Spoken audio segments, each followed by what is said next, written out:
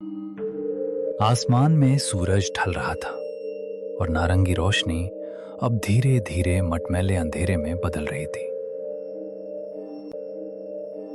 एक पुरानी जीप हिचकोले खाते हुए आगे बढ़ रही थी। राघव ड्राइविंग सीट पर था, एक हाथ स्टीयरिंग पर और दूसरा अपने कीमती कैनन कैमरे पर, जो बगल वाली सीट पर रखा था। उसके चेहरे पर एक अजीब सी चमक थी, एक शिकारी की चमक। वहीं बगल में बैठा समीर सीट बेल्ट को इतनी जोर से पकड़े हुए था जैसे कि वो उसे बचा लेगी। समीर, यार ये चेहरा सीधा कर।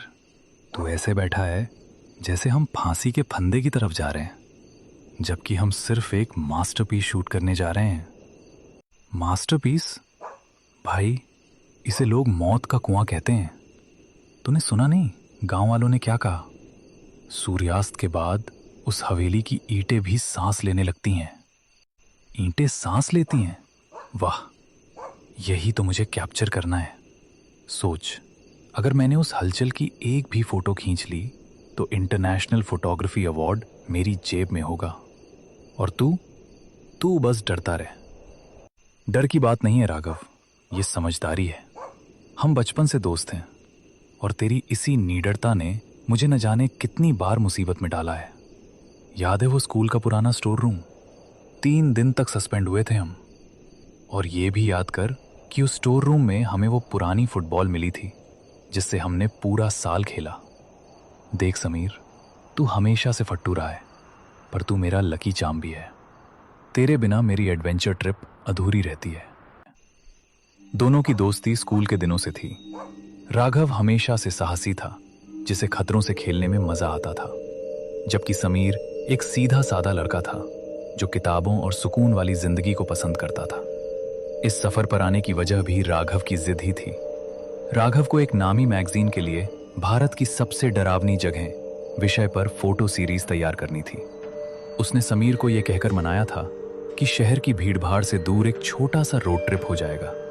लेकिन समीर को क्या पता था कि राघव उसे शहर की सबसे बदनाम और शापित हवेली के गेट पर ले आएगा। गाड़ी के टायर सूखी पत्तियों और टहनियों को कुचलते हुए आगे बढ़ रहे थे।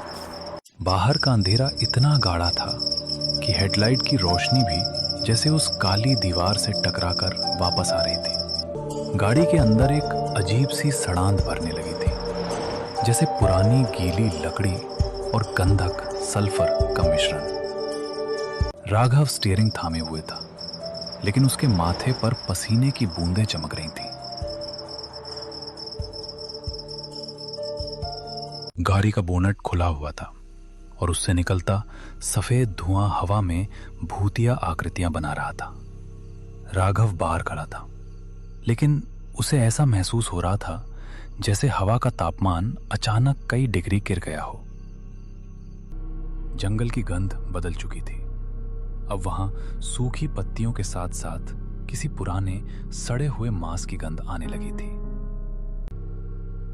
समीर, बाहर आ यार, अकेले बोनट नहीं संभल रहा। टॉर्च पकड़, मुझे वायर चेक करने हैं। भाई, मैं अंदर से टॉर्च दिखा रहा हूं ना। बाहर बहुत अजीब लग रहा है। अबे फट्टू, बाहर आएगा तो ही तो कुछ दिखेगा। जल्दी आ। समीर कांपते हुए पैर बाहर रखता है। जैसे ही उसके जूते जमीन पर पड़े, उसे लगा जैसे जमीन के नीचे से कोई हलचल हुई हो। उसने अपनी टॉर्च चारों तरफ घुमाई। राघव, वो देख, झाड़ियों के पीछे 2 पीली आंखें, वो हमें घूर रही हैं। कहां? कुछ नहीं है वहां। जंगली बिल्ली होगी या कोई सियार। तू बस इंजन पर रोशनी रख। अरे यार, इस नई टॉर्च को क्या हुआ? बैटरी अभी बदली थी।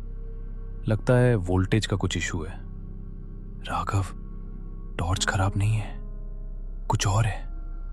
देख, उस बरगद के पेड़ के पास वो साया, वो इंसान जितना लंबा है, लेकिन उसके हाथ जमीन तक लटक रहे हैं। तू पागल हो जाएगा समीर, वो पेड़ की परछाई है। राघव ने जैसे ही उस तरफ टॉर्च मारी, रोशनी वहां पहुंच